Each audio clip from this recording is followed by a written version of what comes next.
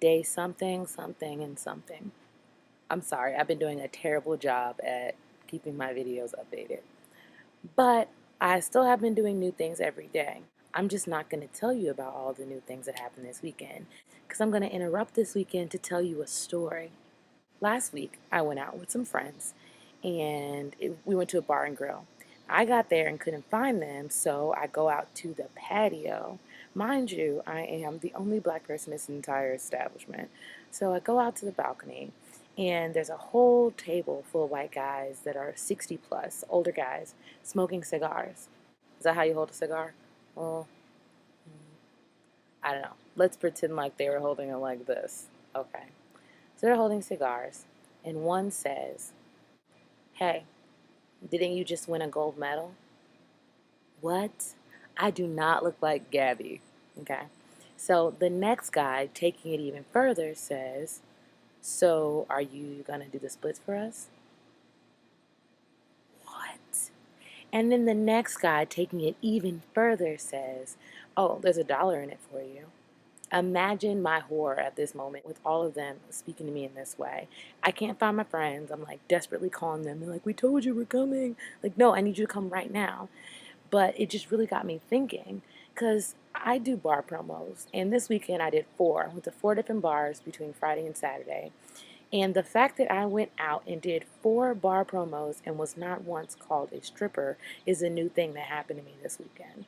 When I first started doing this, mind you, I'm wearing girl cut t-shirts and shorts and heels, and I get called a stripper multiple times in a night.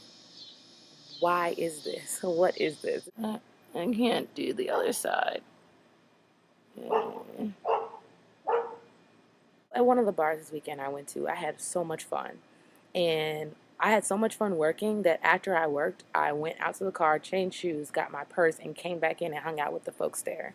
It was another bar where I'm the only black person in the bar, but everyone was super cool. And they were like, "The Jack Daniels girl is back." And yeah, we had a great time. But they were playing the craziest videos on the screen. The karaoke guy, you know how they play music in between? Well, I had never seen a lot of these videos because I just don't watch videos. I had never seen the LMFAO videos, and that's like a whole different conversation for another time. But Nicki Minaj's Starships came on, and I was utterly appalled. Imagine being the only black woman in a bar, and that's the video that comes on the screen. If you haven't seen it, you need to go watch it right now and imagine what my mouth was hanging open.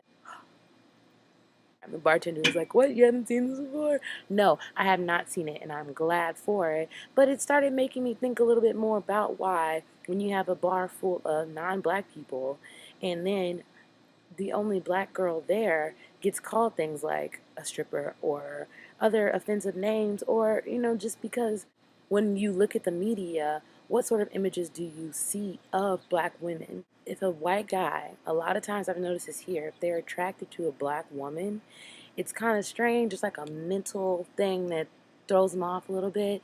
So it seems like the black women they've been attracted to in the past have been in pornos or see them in music videos or at a strip club. So I come in and they find me attractive, but they're like kind of confused about it. And then the only way they can really think to address me on the fly is as if I am one of these women. This is a mess. So if you have any tips for me, anything, like, I feel like going off on them isn't really a tip because it teaches them not to say things like that, but it doesn't teach them why. And I can't necessarily sit down and have this conversation with every person that addresses me in some way. But we really need to do better. We really need to do better. So that was my weekend. I'm going to make another video later because I want to talk about some other things. But yeah, so this wraps up our lesson on sexual harassment in Middle America. Thank you for your time.